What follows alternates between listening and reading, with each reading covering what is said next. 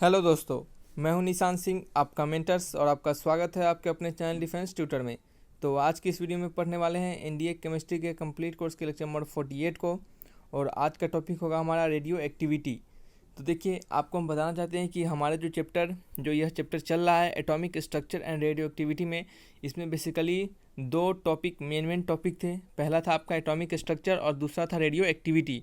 तो atomic structure के सभी कंसेप्ट को हमने कवर किया है, जो कि आप हमारे प्लेलिस्ट से उसे देख सकते हैं। और आज से हम रेडियो एक्टिविटी स्टार्ट करेंगे।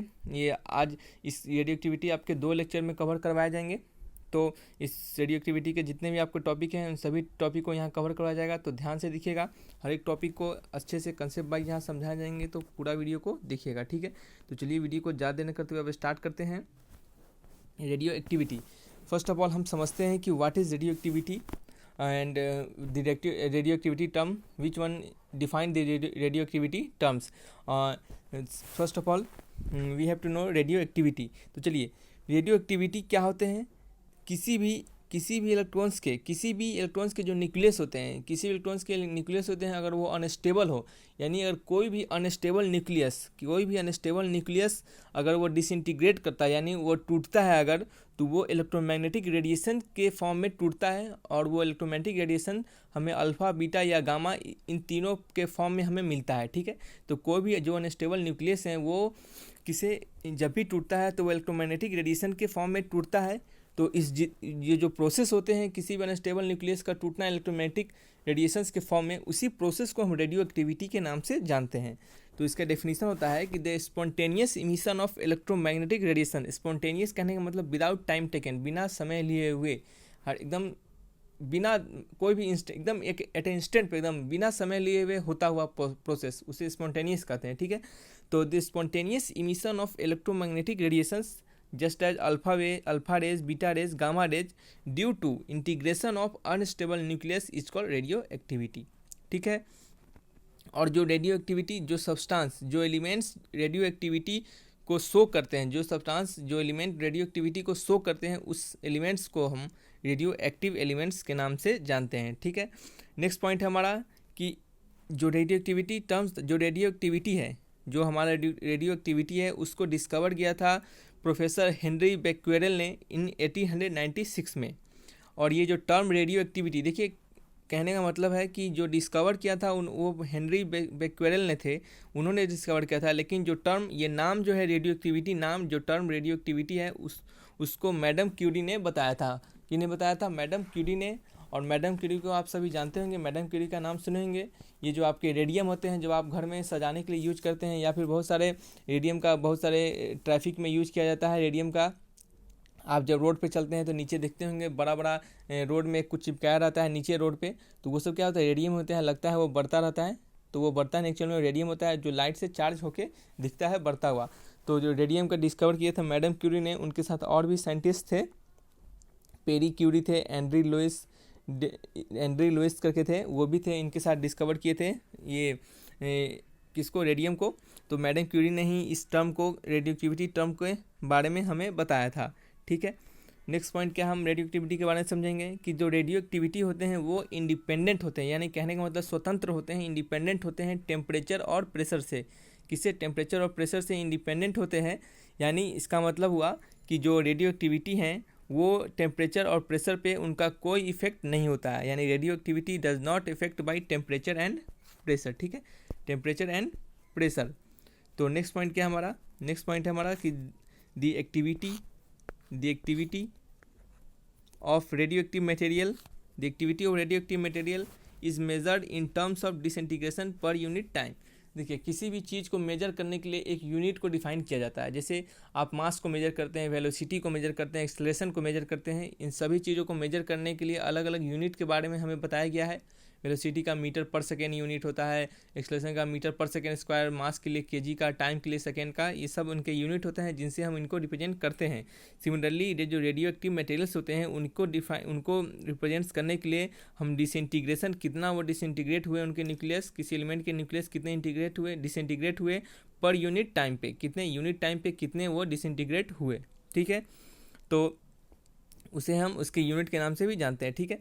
नेक्स्ट पॉइंट हमारा क्या है कि जो एसआई यूनिट होते हैं, देखिए सभी चीज़ के अपने बहुत सारे टाइप्स ऑफ सिस्टम यूनिट आपने पढ़ा होगा, CGS unit, FPS unit, SI unit, तो ये सब अलग टाइप्स के यूनिट होते हैं। तो जो रेडियो एक्टिव सब्सटेंस होते हैं उनके एसआई यूनिट को हम बेक्वेरेल के नाम से जानते हैं, BECQUEREL, बेक्वेरेल, जिसे साइंटिस्ट हेनरी बेक्वेरेल ने डिफाइन किया था। इसके कारण उनके नाम पे ही इसके यूनिट को डाल दिया गया, बेक्वेरेल यूनिट इनके नाम से डाल दिया गया, बेक्वेरेल।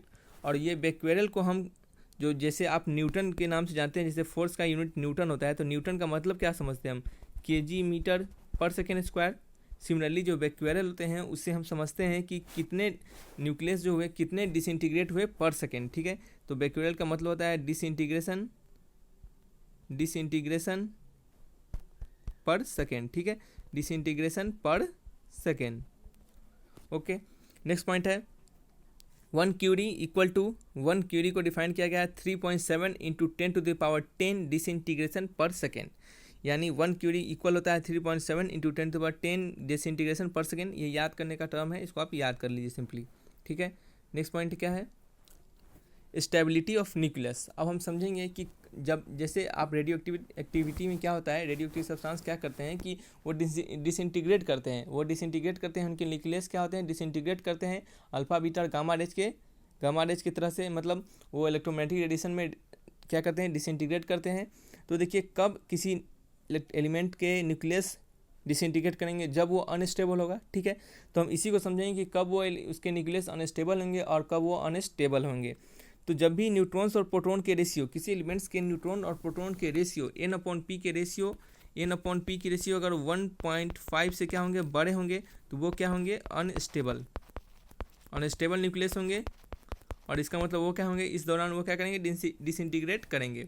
और वहीं पे अगर n/p के रेशियो अगर उनके उस एलिमेंट के n/p के यानी न्यूट्रॉन अपॉन प्रोटॉन के रेशियो क्या होंगे, इक्वल टू 1 होंगे, तो वो क्या होंगे, वो न्यूक्लियस क्या होंगे, स्टेबल, उनके न्यूक्लियस क्या होंगे, स्टेबल होंगे, ठीक है, उनके क्या होंगे, न्यूक्लियस स्टेबल होंगे। और इसको अगर दूसरे भाषा में दूसरे तरीके से समझें कि अगर किसी भी एलिमेंट के जो न्यूट्रॉन्स, किसी भी एलिमेंट के जो आपके क्या है न्यूक्लियस है, किसी एलिमेंट के जो न्यूक्लियस हैं, अगर उनके नंबर ऑफ प्रोटॉन्स और नंबर ऑफ न्यूट्रॉन्स अगर इक्वल हो, ठीक है, तो वो क्या होंगे, स्टेबल न्यूक्लियस, उस एलिमेंट के न्यूक्लियस से क्या होंगे, वो स्टेबल होंगे। n/p कहने इक्वल टू 1 है, तो n/p अगर इक्वल टू 1 है तो इसको हम n=p लिख सकते हैं क्रॉस मल्टीप्लिकेशन से। तो यहाँ से हमें यही पता चलता है कि अगर किसी भी एलिमेंट के न्यूक्लियस स्टेबल तभी होंगे जब उनके नंबर ऑफ न्यूट्रॉन्स इक्वल होंगे नंबर ऑफ प्रोटॉन्स के। नेक्स्ट पॉइंट क्या कहा जा रहा है कि greater is the mass defect क्या होते हैं, इन सभी चीज़ को हम समझेंगे आगे, पहले इस पॉइंट को समझ लेते हैं। Greater is the mass defect, greater अगर किसी का मास डिफेक्ट ज़्यादा होगा तो उसका क्या होगा, एनर्जी उसका क्या होगा, कम होगा। इसमें यही कहा जा रहा है इस पॉइंट में कि greater is the mass defect, इसको थोड़ा इरेज कर देते हैं एक सेकेंड।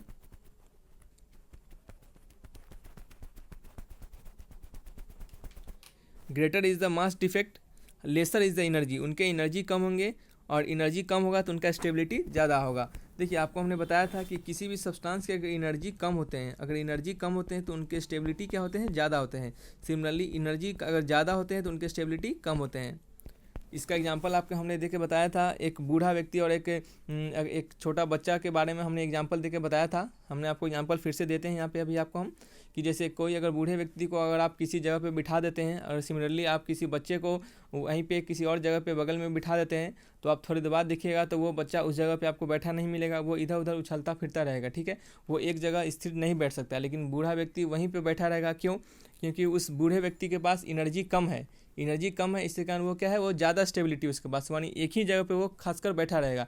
लेकिन वहीं पे अगर वो जो बच्चा है उसके पास क्या है, एनर्जी ज़्यादा है, तो उसके पास क्या है, स्टेबिलिटी कम है, यानी एक जगह रुकने की क्षमता कम है। इसके कारण वो क्या होगा, इधर उधर भटकता हुआ दिखेगा, इधर उधर दौड़ता हुआ दिखेगा। तो इसका एक ये याद करने के लिए आपको एग्जाम्पल है, दूसरा कुछ नहीं है। तो इसको आप याद करने के लिए समझ सकते हैं कि एनर्जी अगर जिस भी ऑब्जेक्ट का एनर्जी कम होता है तो उसका क्या होता है, स्टेबिलिटी ज़्यादा होता है। सिमिलरली जिस भी ऑब्जेक्ट का एनर्जी ज़्यादा होता है उसका स्टेबिलिटी क्या होता है, कम होता है। तो देखिए इसमें यही कहा जा रहा है कि किसी का अगर मास डिफेक्ट ज़्यादा होगा तो उसका एनर्जी कम होगा, इससे कारण उसका क्या होगा, स्टेबिलिटी ज़्यादा होगा। तो कैसे होगा ऐसा, चलिए इस बात को समझते हैं हम। कि देखिए आपको पता है कि आइंस्टाइन का जो मास एनर्जी रिलेशन था उससे E= क्या होता है, mc², ठीक है। तो यहाँ से आपको पता चला कि मास क्या होगा, अगर मास अगर कम होता है, मास अगर कम होता है तो एनर्जी क्या हो जाएगा, कम हो जाएगा। सिमिलरली अगर मास कम होने का मतलब मास डिफेक्ट, किसी चीज़ में डिफेक्ट होना यानी कमी होना, और किसी में डिफेक्ट ज़्यादा होगा, किसी में डिफेक्ट ज़्यादा होगा यानी उसमें कमी ज़्यादा होगा। यानी मास में डिफेक्ट हो रहा है तो मास में कमी ज़्यादा हो रहा है यानी मास कम हो रहा है। तो अगर मास कम होता है तो एनर्जी भी क्या होता है, कम हो जाता है। इसके कारण कहा जाता है कि किसी का एनर्जी कम हो जाता है तो स्टेबिलिटी ज़्यादा हो जाता है। तो सिमिलरली न्यूक्लियस के केस में अगर समझे तो मास अगर डिफेक्ट ज़्यादा हो जाता है, उसका एनर्जी कम हो जाता है, इसके कारण उसका स्टेबिलिटी, न्यूक्लियस का स्टेबिलिटी बढ़ जाता है। मास डिफेक्ट क्या है इसको जस्ट अभी हम समझते हैं। चलिए वीडियो को आगे देखते रहिए। मास डिफेक्ट जिसको हम डेल्टा एम से डिनोट करते हैं, मास डिफेक्ट को हम किससे डिनोट करते हैं, डेल्टा एम से डिनोट करते हैं। और मास डिफेक्ट का मतलब होता है, हमें मास डिफेक्ट का मतलब अगर यहाँ से समझे कि the stable nucleus has less mass than constituent particle, this difference is mass defect. ठीक है, ये आपको समझ में नहीं आया होगा, हमको पता है, हम इसको अच्छे से और समझाते हैं, एलिबोरेट करते हैं। यहाँ से समझते हैं, देखिए the difference between the sum of masses of individual nucleons that form an atomic nucleus and the mass of nucleus. ठीक है, कहने का मतलब न्यूक्लियंस क्या होते हैं आपको पता है, हमने बताया था ये सब चीज़ को, हमने बताया कि न्यूट्रॉन्स प्लस प्रोटॉन्स मिलके क्या बनाते हैं, न्यूट्रॉन्स प्लस मिलके बनाते हैं न्यूक्लियंस। ठीक है, न्यूट्रॉन्स प्लस प्रोटॉन्स मिलके बनाते हैं न्यूक्लियंस। तो इस मास डिफेक्ट का अगर सिंपली एक शॉर्ट में डिफिनेशन दे तो मास डिफेक्ट कहने का मतलब होता है मास ऑफ न्यूक्लियस, और किसी में मास डिफेक्ट पाया जाएगा तो मास ऑफ न्यूक्लियस क्या होगा, छोटा होगा किसके, मास ऑफ न्यूक्लियन से, किसके, मास ऑफ न्यूक्लियन से, यानी मास ऑफ न्यूक्लियस छोटा होगा मास ऑफ न्यूक्लियन से। देखिए मास ऑफ न्यूक्लियस कहने का मतलब ये मान लीजिए न्यूक्लियस है और इसके अंदर क्या है, प्रोटॉन्स न्यूट्रॉन्स, इस तरह न्यूट्रॉन्स प्रोटॉन्स इस तरह प्रेजेंट होंगे। ठीक है, इस न्यूक्लियस में न्यूट्रॉन्स प्रोटॉन दोनों प्रेजेंट होंगे। तो अगर समझते हैं हम इसको तो मास डिफेक्ट तभी होगा जब इस जो न्यूक्लियस के इंडिविजुअल पार्टिकल्स है, देखिए यहाँ पे इस पॉइंट से समझाते हैं आपको, जो न्यूक्लियस के इंडिविजुअल पार्टिकल्स हैं, देखिए यहाँ पे देखिए, जो न्यूक्लियस के कहा गया, जो न्यूक्लियस के कंस्टिट्यूएंट पार्टिकल है वो क्या होंगे, उनके मास क्या होंगे, मोर देन होंगे किसके, न्यूक्लियस के मास से। ठीक है, तो देखिए यहाँ पे कहा जा रहा है, यहाँ पे यही समझ रहे हैं कि मास ऑफ न्यूक्लियस, यानी मास ऑफ न्यूक्लियस करने का मतलब मास of neutrons plus mass of protons वो क्या होंगे, ज़्यादा होंगे इस होल मास ऑफ न्यूक्लियस से। ठीक है, अगर ऐसा देखा गया तभी उसमें मास डिफेक्ट पाया जाएगा। तो मास डिफेक्ट हम निकालेंगे किस तरह, मास ऑफ न्यूक्लियस के मास को मास ऑफ न्यूक्लियंस में से घटाएंगे हम मास ऑफ न्यूक्लियस को, किसको, मास ऑफ न्यूक्लियंस में से घटाएंगे, मास ऑफ न्यूक्लियंस में से घटाएंगे मास ऑफ न्यूक्लियस को। ठीक है, तो मास ऑफ न्यूक्लियंस कैसे निकालेंगे, मास of neutron plus mass of proton, और जितने नंबर ऑफ न्यूट्रॉन होंगे उनसे गुना करेंगे। तो नंबर ऑफ न्यूट्रॉन्स को निकालने के लिए हम n से डिनोट किए हैं और नंबर ऑफ प्रोटॉन्स को निकालने के लिए हम z से डिनोट करते हैं, जो कि एटॉमिक नंबर के बराबर होता है। तो किसी के भी मास डिफेक्ट को हम निकालते हैं,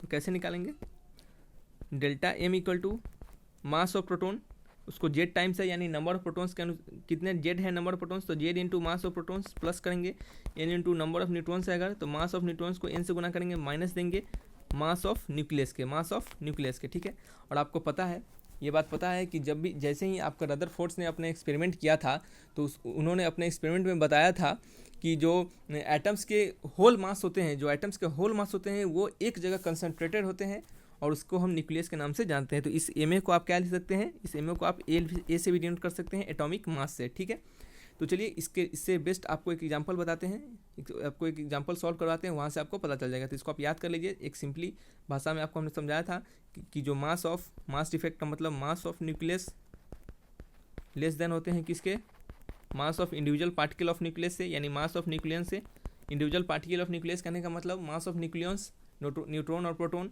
ठीक है, तो इस पॉइंट को याद कीजिए और इस फॉर्मूले को आप याद कर लीजिए। ये फॉर्मूला कहाँ से आपको हमने बता दिया।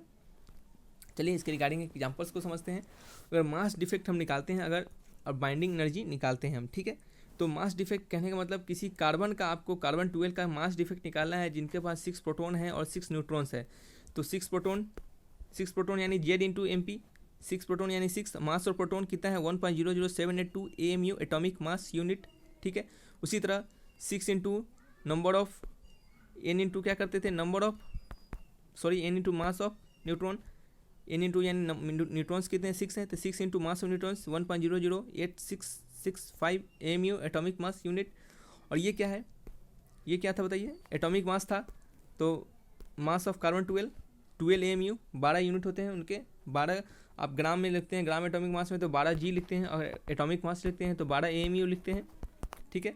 तो ये सभी चीज़ हमने बताया हुआ अपने लेक्चर में, आप वहाँ से देखिए, आपको पूरे केमिस्ट्री के एक एक हमने आपके सिलेबस के एक एक नस को हमने एक हर एक कंसेप्ट को हमने पकड़ के बताया हुआ है, ताकि आपको एग्जाम में किसी भी वजह से कहीं भी पूछा जाए आपको कोई प्रॉब्लम ना फेस करना पड़े, ठीक है।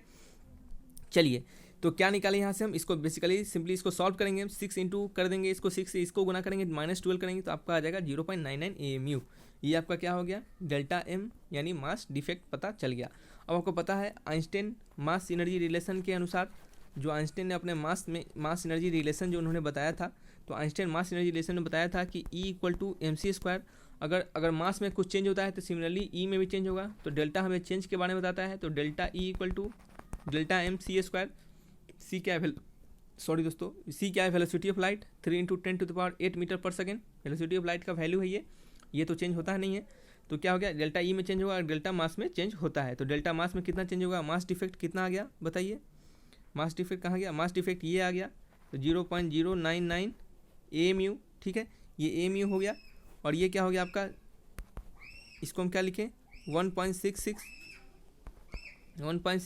इंटू 10⁻⁻27 kg पर AMU। देखिए ये ऐसा क्यों किया जा रहा है, ये सोचिएगा, ये कहाँ से नया टर्म आ गया। तो जैसे ही आप ये टर्म कहाँ से आ गया आपको हम समझा देते हैं।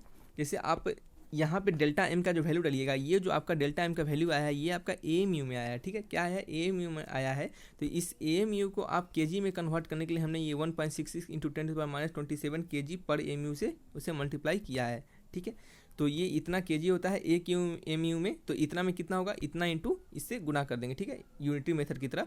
तो ये एक AMU में 1.66 इंटू 10⁻⁻27 kg होता है, ठीक है। तो उसी तरह निकाला गया है कि इतना AMU में कितना होगा, ठीक है, ये पर AMU में होता है, तो इतने में कितना होगा, इससे उसको गुना कर देंगे, ठीक है। तो वहाँ से और उसके बाद क्या करेंगे, C का स्क्वायर कर देंगे, 3 × 10⁻8 मीटर पर सेकंड का स्क्वायर कर देंगे। तो इसे कैलकुलेट करने के बाद हमें क्या पता चलेगा, 92.37 मेगा इलेक्ट्रॉन वोल्ट। मेगा का मतलब अपने यहाँ से 10⁻19 और 10⁻11 को 10⁻ कितना आएगा, 6 आ जाएगा, सॉरी 10⁻8 आएगा।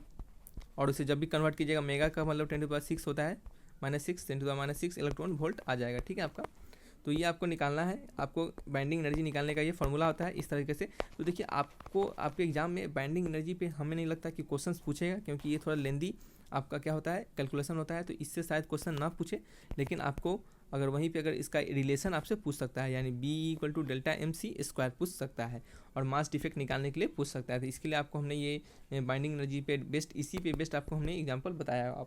आप जब भी जैसे ही आपका मास डिफेक्ट आया, मास डिफेक्ट में डालिए आपका वैल्यू मास डिफेक्ट का, उसको 1.66 इंटू 10⁻27 kg पर AMU से आप क्या कीजिए, उसे मल्टीप्लाई कर दीजिए। उसके बाद वेलोसिटी ऑफ लाइट का फॉर्मूला डाल के उसको स्क्वायर करके आप इसको सिंपली कैलकुलेट कर लीजिए, ठीक है। तो इससे आपको क्वेश्चन नहीं पूछे जाते हैं बेसिकली आपके एग्जाम में, क्योंकि इस समय भी देखना होता है ना, तो ये कैलकुलेशन इतना आपको नहीं पूछेगा, ठीक है।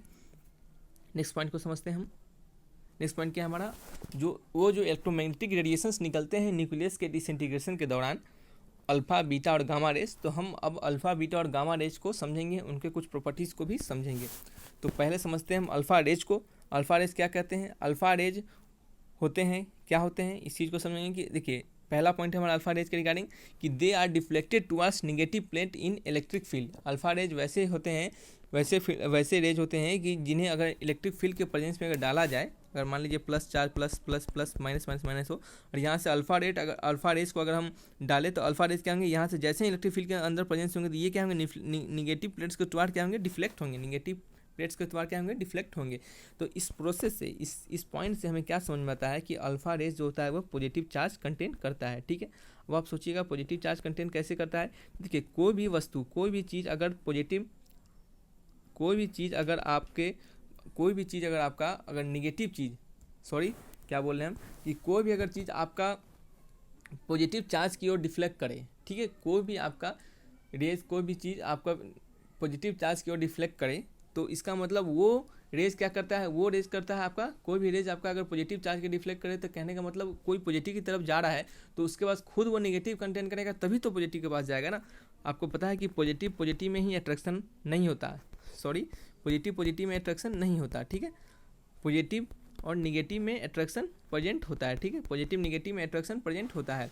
सिमिलरली अगर हम इसको अगर ये अल्फा रेज अगर निगेटिव की तरफ जा रहा है तो ये खुद क्या करता होगा, खुद पॉजिटिव चार्ज कंटेन करता होगा।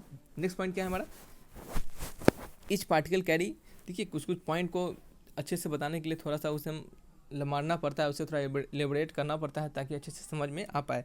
तो इस पहले पॉइंट से यही हमें निकलता है कि अल्फा रेज जो होता है पॉजिटिव चार्ज कंटेन करता है, क्योंकि वो इलेक्ट्रिक फील्ड के प्रेजेंस में निगेटिव प्लेट की ओर डिफ्लेक्ट करता है। नेक्स्ट पॉइंट हमारा, ईच पार्टिकल्स कैरी 2 यूनिट, देखिए अगर आपको हमारा लेक्चर फास्ट लग रहा हो तो उसे आप स्लो करके देख सकते हैं।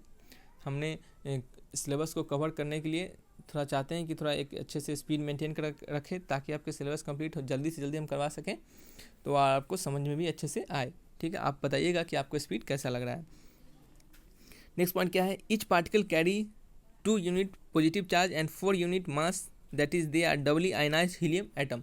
अल्फा पार्टिकल को हम डबली आयनाइज हीलियम एटम के नाम से भी जानते हैं। किसके नाम जानते हैं, डबली आयनाइज हीलियम एटम के नाम से भी हम अल्फा पार्टिकल को जानते हैं, ठीक है। अगर किसी भी न्यूक्लियस के, किसी भी एलिमेंट के न्यूक्लियस से अगर अल्फा पार्टिकल का न्यूक्लियस जैसे ही डिसइंटीग्रेट करता है, अगर उसमें से अल्फा पार्टिकल निकलता है तो अल्फा पार्टिकल जैसे ही वो निकलेगा, अगर अल्फा पार्टिकल, तो वो alpha particle doubly ionize helium nucleus होगा, ठीक है, डबली आयनाइज हीलियम न्यूक्लियस होगा। और वो जो अगर न्यूक्लियस से जैसे ही वो निकलेगा अल्फा पार्टिकल, तो उस एलिमेंट के क्या है, उस एलिमेंट के एटॉमिक नंबर को वो 2 से माइनस करेगा, 2 से डिक्रीज कर देगा और उसके मास को 4 से डिक्रीज कर देगा, ठीक है। तो देखिए अल्फा पार्टिकल, सबसे फर्स्ट पॉइंट समझे कि अल्फा पार्टिकल क्या होते हैं, हीलियम न्यूक्लियस होते हैं डबली आयनाइज, यानी जिनके 2, चलिए इस पॉइंट को आपको हम बाद में समझाएंगे एक एग्जांपल के समय, इस पॉइंट को अभी नहीं समझते हैं ताकि आप कंफ्यूज हो जाइएगा। इस पॉइंट में क्या है कि जो भी हमने अभी यही बोला है इस पॉइंट को, कि अगर किसी भी एलिमेंट के अल्फा न्यूक्लियस डिसइंटीग्रेट होते हैं, उसमें से अगर अल्फा पार्टिकल का इमिशन होता है तो वो उस एलिमेंट के एटॉमिक नंबर को वो 2 से माइनस कर देगा, 2 से डिक्रीज कर देगा और मास नंबर को 4 से डिक्रीज कर देगा। इस पॉइंट को हम अच्छे से जस्ट कुछ देर बाद बीटा रेज को बताने के बाद हम एलोबोरेट करेंगे, तो आप ध्यानपूर्वक देखते रहिए। नेक्स्ट पॉइंट क्या है कि अल्फा पार्टिकल के जो पेनिट्रेशन पावर होते हैं वो बहुत ही स्मॉल होते हैं, क्योंकि उनके मास होते हैं लार्ज होते हैं, ये पॉइंट याद करने की चीज़ है कि अल्फा पार्टिकल के पेनिट्रेशन पावर वेरी स्मॉल होते हैं, कम होते हैं, क्योंकि उनके मास ज़्यादा होते हैं। नेक्स्ट पॉइंट क्या है, बीटा पार्टिकल क्या होते हैं, ये बीटा पार्टिकल डिफ्लेक्ट करते हैं towards positive plate in electric field में। अगर किसी भी इलेक्ट्रिक फील्ड में अगर बीटा पार्टिकल को हम ले जाए तो वो क्या होंगे, पॉजिटिव प्लेट के द्वारा डिफ्लेक्ट करेंगे, यानी इसका कहने का मतलब है कि जो बीटा पार्टिकल होगा वो नेगेटिव चार्ज कंटेन करेगा। चलिए ये समझ में आ गया होगा आपको। नेक्स्ट पॉइंट क्या है, beta particle carries 1 unit negative charge and negligible mass then these are electrons. Beta particle जो होते हैं वो 1 यूनिट नेगेटिव चार्ज को कंटेन करते हैं, 1 यूनिट, जैसे अल्फा पार्टिकल आपके 2 यूनिट पॉजिटिव चार्ज को और 4 यूनिट मास को कंटेन करते थे। Similarly beta particle 1 unit negative charge को कंटेन करते हैं और उनको मास कंटेन नहीं करते हैं, क्योंकि वो इलेक्ट्रॉन्स होते हैं और इलेक्ट्रॉन्स का मास नेग्लिजिबल होता है, ये सबको पता है। नेक्स्ट पॉइंट क्या है कि अगर किसी भी एलिमेंट के न्यूक्लियस से अगर बीटा पार्टिकल का इमिशन होता है तो उस एलिमेंट में आपको 1 यूनिट, उसके एटॉमिक मास को वो 1 यूनिट से इंक्रीज कर देगा और उसके मास में उसके एटॉमिक नंबर को 1 यूनिट से इंक्रीज कर देगा और उसके मास में कोई चेंजिंग नहीं होगा। यही बात इस पॉइंट में कहा जा रहा है कि emission of 1 beta particle from unstable nucleus result in increase in number of protons by 1 unit. Increase in number of protons कहने का मतलब नंबर ऑफ प्रोटॉन्स इक्वल होता है एटॉमिक नंबर के, तो हम इसको सिंपली कह सकते हैं कि इंक्रीज कर देगा 1 यूनिट से 1 यूनिट से 1 यूनिट से इंक्रीज कर देगा उसके एटॉमिक नंबर में। नेक्स्ट पॉइंट क्या है कि बीटा पार्टिकल ये स्ट्रॉन्गेस्ट रिड्यूसिंग एजेंट होते हैं। बीटा पार्टिकल क्या होते हैं, एक स्ट्रॉन्गेस्ट रिड्यूसिंग एजेंट होते हैं। देखिए रिड्यूसिंग एजेंट और ऑक्सीडाइजिंग एजेंट क्या होते हैं, इस सभी चीज़ को हम अपने जब हम आपको बॉन्डिंग बताएंगे उस समय उन सभी चीज़, इस सब चैप्टर में आपको बॉन्डिंग के चैप्टर में हमने ऑक्सीडाइजिंग एजेंट, रिड्यूसिंग एजेंट, इन सभी चीज़ को समझेंगे। वैसे इस आपके वीडियो में भी हमने रिड्यूसिंग एजेंट, ऑक्सीडाइजिंग एजेंट के बारे में थोड़ा सा बेसिक आपको हमने समझाया है ताकि आपको वहाँ पे समझने में आपको प्रॉब्लम ज़्यादा ना हो, ठीक है। तो जैसे ही हम एक नेक्स्ट पॉइंट, इसके बाद एक अच्छे पॉइंट को, इस पॉइंट को हम अच्छे से समझाने वाले हैं, उसके बाद हम आपको रिड्यूसिंग एजेंट के बारे में बताएंगे। देखिए हमने आपको बताया था कि जैसे ही अल्फा पार्टिकल किसी भी एलिमेंट के न्यूक्लियस से अगर अल्फा पार्टिकल इमिट होते हैं तो उनके एटॉमिक नंबर में 2 से डिक्रीज करते हैं और मास नंबर में 4 से। तो सिमिलरली यहाँ यही बताया गया है कि अगर कोई एक्स है, इसमें अल्फा डीके हो रहा है, एक्स से अल्फा डीके हो रहा है, तो उसके जेड में क्या करेगा, Z-2 कर देगा, ठीक है, उसके एटॉमिक नंबर में क्या कर देगा, Z-2 कर देगा। देखिए यहाँ Z-2 है, Z-2 है, और इसके एटॉमिक मास में Z-4 यानी 4 से डिक्रीज कर देगा, यानी Y क्या हो गया, Z-2 हो गया और ये -4 हो गया। ठीक है, उसके एटॉमिक मास में 4 से और एटॉमिक नंबर में 2 से। नेक्स्ट पॉइंट क्या है, और इसका हाँ और क्या है, ये अल्फा पार्टिकल डिक्रीज करेगा, सॉरी अल्फा पार्टिकल रिलीज होगा, अल्फा पार्टिकल रिलीज होगा जो कि 2 है और यहाँ क्या है 4 है। इससे आपको क्या समझ में आ रहा है कि अल्फा पार्टिकल क्या है, डबली आयनाइज हीलियम न्यूक्लियस। हीलियम का आपको पता है, यहाँ पे अगर हम किसी भी एलिमेंट को रिप्रेजेंट करने के लिए हम क्या लिखते हैं, इसके एटॉमिक नंबर को यहाँ, उसके मास नंबर को यहाँ पे। तो हीलियम के एटॉमिक नंबर कितने होते हैं, 2 होते हैं, हाइड्रोजन हीलियम, उसके मास नंबर 4 होते हैं। तो देखिए ये तो सिमिलर है, आप इसको ऐसे लिखें या फिर इसको ऐसे लिखें, सिमिलर एक ही चीज़ है। तो ये क्या पता चला आपको कि जो अल्फा पार्टिकल क्या होते हैं, हीलियम न्यूक्लियस होते हैं, डबली आयनाइज हीलियम न्यूक्लियस होते हैं। ठीक है, तो इस पॉइंट को याद करके, ये इंपॉर्टेंट पॉइंट है। नेक्स्ट क्या है हमारा कि general equation of beta decay. अगर किसी भी एलिमेंट के न्यूक्लियस में अगर वो एलिमेंट का न्यूक्लियस अनस्टेबल है तो उससे अगर बीटा डीके होता है तो उसके एटॉमिक नंबर को 1 से इंक्रीज कर देगा और मास में कोई चेंज नहीं होगा। तो नेक्स्ट क्या है यहाँ पे कि x अगर क्या है आपका बीटा डीके हो रहा है तो z में क्या कर रहा है 1 से इंक्रीज कर रहा है, यानी y में क्या कर रहा है 1 से इंक्रीज कर दे रहा है, और क्या कर रहा है एटॉमिक नंबर उसका एटॉमिक मास सेम हो जा रहा है। ठीक है, और यहाँ से बीटा पार्टिकल क्या है आपको पता है कि एक नेगेटिव चार्ज निकालेगा, एक नेगेटिव इसमें अगर प्रोटॉन बढ़ गया तो इसको इस इक्वेशन को स्टेबल करने के लिए एक नेगेटिव चार्ज होगा, तभी तो इसको Z+1 और -1 मिला के Z कर देगा। ठीक है, तो उसको क्या करना है, उसको स्टेबल भी करना होता है। जैसे यहाँ पे Z-2 और यहाँ क्या है Z, ठीक है, और यहाँ 2 है तो इस 2 में से 2 कट गया तो ये Z बराबर हो गया, तो उसको स्टेबल भी करना होता है। कोई चीज़ टूटता है स्टेबल होने के लिए टूटता है, और फिर बाद में टूटने के बाद भी अगर स्टेबल ना हो तो क्या होगा, वो बार बार टूटता रहेगा। ठीक है, तो चलिए ये क्या हो गया 0, इसका मास क्या है, इसके मास में कोई चेंजिंग नहीं आया यानी 0 हो गया ऊपर। ये क्या हो गया, बीटा पार्टिकल के रिगार्डिंग इसका पॉइंट हो गया।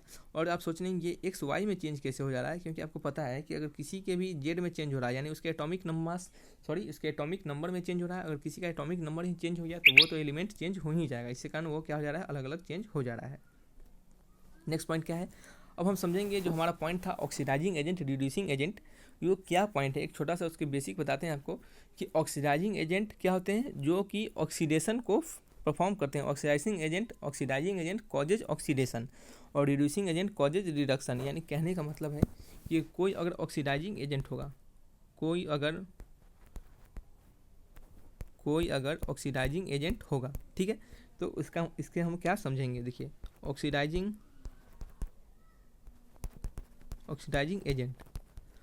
ऑक्सीडाइजिंग एजेंट जो क्या होता है, ऑक्सीडाइजिंग एजेंट क्या करता है, खुद को क्या करता है वो रिड्यूस करता है और दूसरे को ऑक्सीडाइज करता है। देखिए एजेंट का काम क्या होता है, जैसे आपके घर में LIC एजेंट होता है, वो क्या करता है, वो आपका काम करता है, ना कि वो अपना काम करता है। वो आपके काम करने से उससे जो भी उसको प्रॉफिट होता है वो उसका बेनिफिट होता है। ठीक है, तो वो क्या करता है, वो आपके लिए काम करता है। तो सिमिलरली ऑक्सीडाइजिंग एजेंट का मतलब क्या होता है, ऑक्सीडाइजिंग एजेंट में क्या होता है, ऑक्सीडाइजिंग एजेंट जो क्या करते हैं, loss of electron, oxidising agent loss करते हैं इलेक्ट्रॉन्स का ऑफ अदर्स।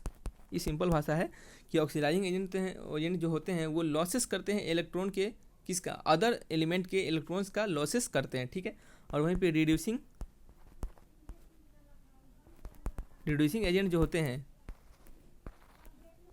चलते चलते मार्कर ही चलना बंद हो जाता है। रिड्यूसिंग एजेंट क्या होते हैं, वो क्या करते हैं, गेन इलेक्ट्रॉन ऑफ अदर, यानी अदर एलिमेंट के क्या करते हैं, गेन करवाते हैं, और ऑक्सीडाइजिंग एजेंट क्या करवाते हैं, लॉस करवाते हैं दूसरे एलिमेंट का। और जो ऑक्सीडाइजिंग एजेंट को अगर सिंपल भाषा में समझे कि वो एलिमेंट को हम ऑक्सीडाइजिंग एजेंट कहेंगे, वो उस कंपाउंड को हम ऑक्सीडाइजिंग एजेंट कहेंगे कि जो कंपाउंड खुद को क्या करे, रिड्यूस करवाए, यानी खुद का गेन करवाए और दूसरे का लॉस करवाए। रिड्यूसिंग एजेंट उसको कहेंगे, उस कंपाउंड को, कि जो कि दूसरे का क्या करे, दूसरे का गेन करवाए और खुद का ऑक्सीडाइज करवाए, यानी खुद का लॉस करवाए। ठीक है, तो देखिए ये एग्जाम्पल है, एक एग्जाम्पल से आपको इस पूरा कहानी समझ में आएगा कि CuO copper oxide plus H2 क्या है, मिला के Cu बना रहा है और H2O बना रहा है। ठीक है, Cu बना रहा है और H2O बना रहा है। ये क्या है, देखिए CuO क्या है, यहाँ पे ऑक्सीडाइजिंग एजेंट है, यहाँ दिख रहा होगा कि reduction CuO is reduce, CuO is oxidising agent. ठीक है, तो ऑक्सीडाइजिंग एजेंट क्या करवाता है, ऑक्सीडाइजिंग एजेंट खुद का क्या करवाता है, रिडक्शन। पेन नहीं काम कर रहा है, ऑक्सीडाइजिंग एजेंट खुद का रिडक्शन करवाता है और रिड्यूसिंग एजेंट खुद का क्या करवाता है, ऑक्सीडेशन।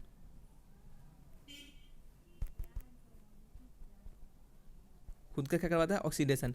और ऑक्सीडेशन का मतलब क्या होता है आपको पता है, लॉस, और रिडक्शन का मतलब क्या होता है, गेन होता है। ठीक है, तो चलिए इस पॉइंट को समझते हैं कि सी वो क्या है, ऑक्सीडाइजिंग एजेंट है। यानी अगर सी वो ऑक्सीडाइजिंग एजेंट है तो वो खुद का क्या करवाया होगा, रिडक्शन करवाया होगा, यानी खुद का गेन करवाया होगा इलेक्ट्रॉन में, खुद के इलेक्ट्रॉन में गेन करवाया होगा। तो यहाँ कॉपर पे कितने चार्ज है देखिए, और कॉपर को अगर हम तोड़ते हैं Cu+2, पता नहीं मार्कर क्या नहीं चल रहा है, Cu क्या है, Cu+2, Cu क्या है, Cu+2, Cu+2 प्लस O-2। ठीक है, ये क्या हो गया, CuO को तोड़ने का तरीका हो गया। तो आपको पता चल गया यहाँ पे इस एलिमेंट में कॉपर पे कितना है, +2 चार्ज है, और जब वो प्रोडक्ट जा रहा है तो वो कॉपर पे +2 चार्ज गायब हो जा रहा है। यानी कहने का मतलब वो, अगर कोई में किसी के पास प्लस चार्ज है, अगर वो इलेक्ट्रॉन करेगा वो माइनस चार्ज लेगा, तभी तो उसका प्लस चार्ज गायब होगा। यानी कहने का मतलब ये कॉपर +2 अगर कॉपर में जा रहा है तो ये क्या कर रहा है, यहाँ पे इसका चार्ज 0 है, यहाँ पे +2 चार्ज है, यानी क्या कर रहा है, ये इलेक्ट्रॉन्स को गेन कर रहा है। यानी इलेक्ट्रॉन को गेन करेगा, निगेटिव चार्ज ज़्यादा होगा तभी तो उसका पॉजिटिव चार्ज कम होगा। तो क्या कर रहा है, वो इलेक्ट्रॉन्स को गेन कर रहा है। यानी कहने का मतलब ये क्या कर रहा है, खुद को क्या कर रहा है, रिड्यूस कर रहा है। और खुद को कोई रिड्यूस करता है तो वो क्या हो जाता है, ऑक्सीडाइजिंग एजेंट हो जाता है। अगर यहाँ पे H2 के बारे में बात करें तो H2 क्या है, रिड्यूसिंग एजेंट है। कैसे रिड्यूसिंग एजेंट है, अगर वो खुद को ऑक्सीडाइज करेगा तभी वो रिड्यूसिंग एजेंट होगा। तो H2 का चार्ज कितना है, 0 चार्ज है। यहाँ पे H2 का चार्ज कितना है, 2H प्लस O2-। ठीक है, तो यहाँ से क्या पता चला, यहाँ पे H2 का चार्ज 0 है और यहाँ पे क्या है, प्लस चार्ज है। तो एक इलेक्ट्रॉन अगर लॉस किया होगा तभी तो उस पर प्लस चार्ज आया होगा, एक माइनस लॉस करेगा तभी तो उसके पास प्लस चार्ज आया होगा। तो यहाँ से क्या पता चला कि H2 के पास 0 चार्ज है, और यहाँ पे प्रोडक्ट में H2 के पास क्या है, +1 चार्ज है। तो ये क्या हो गया, खुद को क्या किया है, H2 क्या किया, खुद को ऑक्सीडाइज कर लिया। ऑक्सीडाइज करने का मतलब खुद का क्या करवाया, लॉस करवा लिया। खुद का क्या करवाया, लॉस करवा लिया। इससे आपको पता चल गया कि ऑक्सीडाइजिंग एजेंट वैसे एजेंट होते हैं जो क्या करवाते हैं, खुद का क्या करवाते हैं, गेन करवाते हैं, रिडक्शन करवाते हैं, और क्या करवाते हैं, रिड्यूसिंग एजेंट क्या होते हैं, जो खुद का क्या करवाते हैं, ऑक्सीडेशन करवाते हैं, यानी खुद का क्या करवाते हैं, लॉस करवाते हैं। जस्ट अपोजिट, ऑक्सीडाइजिंग एजेंट खुद का क्या करवाएंगे, गेन करवाएंगे, और ऑक्सीडाइजिंग रिड्यूसिंग एजेंट क्या करवाएंगे, खुद का लॉस करवाएंगे। ठीक है, इस पॉइंट से आप समझ सकते हैं इस पूरे कहानी को, इस एग्जाम्पल से। नेक्स्ट पॉइंट क्या है हमारा, गामा रेज। जैसे अल्फा रेज समझे हमने, बीटा रेज समझा, उसी तरह गामा रेज को समझेंगे। तो अल्फा रेज बीटा रेज ज़्यादातर इंपॉर्टेंट है, गामा रेज तो इससे क्या है, थोड़ा सा कम इंपॉर्टेंस है। देखिए तो गामा रेज क्या होते हैं, गामा रेज होते हैं, gamma rays are electromagnetic radiations of very high frequency even more than x ray.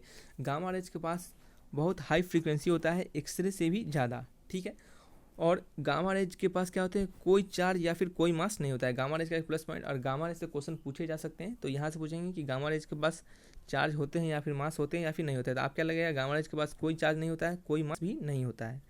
Next point क्या है, emission of gamma rays does not have any effect on either atomic number और mass number. जैसे alpha raise और beta raise, किसी भी element के से alpha raise और बीटा रेज निकलते थे तो उनके एटॉमिक और मास नंबर में कुछ अलग अलग डिफेक्ट लाते थे, कुछ इफेक्ट पड़ते थे, कुछ घटाते थे, कुछ बढ़ाते थे, ऐसा करते थे। लेकिन जब जैसे ही किसी एलिमेंट के न्यूक्लियस से अगर गामा रेज निकलते हैं तो उनके एटॉमिक मास और एटॉमिक नंबर में कोई चेंजिंग नहीं होगा। ठीक है, इस पॉइंट को याद रखिए, ये भी इंपॉर्टेंट पॉइंट है। नेक्स्ट पॉइंट क्या है, यहाँ पे सभी हमने आपको इंपॉर्टेंट पॉइंट्स को ही ध्यान में रखते बताया है कि ताकि फालतू आपको ज्ञान ना दिया जाए, उतना ही बताया जाए जितना आपके एग्जाम में काम आए। नेक्स्ट पॉइंट क्या है कि they are not deflected from their path in electric और मैग्नेटिक फील्ड। जो गामा रे होते हैं वो ना ही इलेक्ट्रिक और मैग्नेटिक फील्ड किसी के भी प्रेजेंस में अपने पाथ को डिफ्लेक्ट नहीं करते हैं। जैसे आपको पता था कि जो आपके बीटा रे होते थे, बीटा रे क्या करते थे, बीटा रे होते थे पॉजिटिव प्लेट्स के द्वारा डिफ्लेक्ट करते थे इलेक्ट्रिक फील्ड के प्रेजेंस में, और गामा रेज क्या करते थे, नेगेटिव प्लेट्स के द्वारा डिफ्लेक्ट करते थे इलेक्ट्रिक फील्ड के प्रेजेंस में। लेकिन वहीं पे अल्फा रेज क्या करते थे, निगेटिव प्लेट्स के द्वारा डिफ्लेक्ट करते थे इलेक्ट्रिक फील्ड के प्रेजेंस में। लेकिन वहीं पे अगर हम गामा रेज की बात करें, गामा रेज की अगर बात करें तो वो किसी के भी प्रेजेंस में इलेक्ट्रिक या फिर मैग्नेटिक फील्ड किसी के भी प्रेजेंस में डिफ्लेक्ट नॉट डिफ्लेक्टेड, यानी डिफ्लेक्ट नहीं करेगा। नेक्स्ट पॉइंट क्या है, they possess maximum penetration power. Gamma rays का जो पेनिट्रेशन पावर होता है वो सबसे ज़्यादा मैक्सिमम होता है, सबसे ज़्यादा अल्फा बीटा दोनों रेज से भी सबसे ज़्यादा मैक्सिमम होता है। तो इस पॉइंट को याद कर रखने का चीज़ है, इस पॉइंट को आप याद रख सकते हैं। नेक्स्ट पॉइंट क्या है हमारा, नेक्स्ट हमारा जो आपका टॉपिक है डिसइंटीग्रेशन थ्योरी। डिसइंटीग्रेशन थ्योरी क्या होता है इसको हम समझते हैं। देखिए radio active elements are unstable. Radio active elements जो होते हैं वो क्या होते हैं, अनस्टेबल होते हैं, स्टेबल नहीं होते हैं। और अंडर को वो जाते हैं स्पॉन्टेनियस यानी विदाउट टाइम टेकन। स्पॉन्टेनियस मतलब विदाउट टाइम टेकन, बिना समय लिए हुए ब्रेक डाउन करते हैं। वो क्या करते हैं, from one chemical atom to another chemical atom. किसी एक एटम से दूसरे एटम में क्या करते हैं, वो बताइए, वो ब्रेक डाउन होते हैं, टूट जाते हैं, आइदर अल्फा रे को इमिट करते हैं या फिर बीटा रे को इमिट करते हुए। ठीक है, आपको पता है कि कोई भी रेडियो एक्टिव एलिमेंट अगर उसके न्यूक्लियस अनस्टेबल हुए तो वो क्या करते हैं, स्पॉन्टेनियसली ब्रेक करते हैं, बिना समय लिए हुए ब्रेक करते हैं एक या एक से ज़्यादा केमिकल्स में और इमिट करते हैं अल्फा रे या फिर बीटा रेज। ठीक है, और ये प्रोसेस तब तक चलता रहता है, दिस प्रोसेस कंटिन्यूअस अनटिल, तब तक चलता रहता है जब तक वो स्टेबल और नॉन रिएक्टिव न्यूक्लियर स्पेसीज को ऑब्टेन ना कर ले। यानी कहने का मतलब जब तक वो स्टेबल ना हो जाए या फिर वैसे न्यूक्लियर स्पेसीज को ऑब्टेन करे जो रिएक्टिव ना हो, उस समय तक वो क्या करेंगे, वो टूटते रहेंगे। यानी जब तक वो स्टेबल नहीं होंगे तब तक क्या करेंगे, वो टूटते रहेंगे। यही डिसइंटीग्रेशन थ्योरी में कहा गया है कि किसी भी एलिमेंट के न्यूक्लियस अनस्टेबल हो अगर, तो वो बिना समय लिए हुए क्या करते हैं, ब्रेक करते हैं और इमिट करते हैं अल्फा रे या बीटा रे, और वो तब तक टूटते रहते हैं जब तक वो स्टेबल न्यूक्लियस ऑब्टेन ना कर ले, वो स्टेबल फॉर्म ऑब्टेन ना कर ले। चलिए, ये वीडियो का लास्ट टॉपिक था, वीडियो को यहीं तक रखते हैं। और वीडियो अच्छा लगा तो वीडियो को लाइक कीजिएगा। दोस्तों, हमें सपोर्ट की ज़रूरत है, हमें ज़रूर सपोर्ट कीजिएगा, और अच्छा लगे तभी लाइक शेयर कीजिएगा और चैनल को सब्सक्राइब कीजिएगा। तो चलिए वीडियो को समाप्त करते हैं, फिर मिलेंगे अच्छी वीडियो के साथ, तब तक के लिए बाय बाय।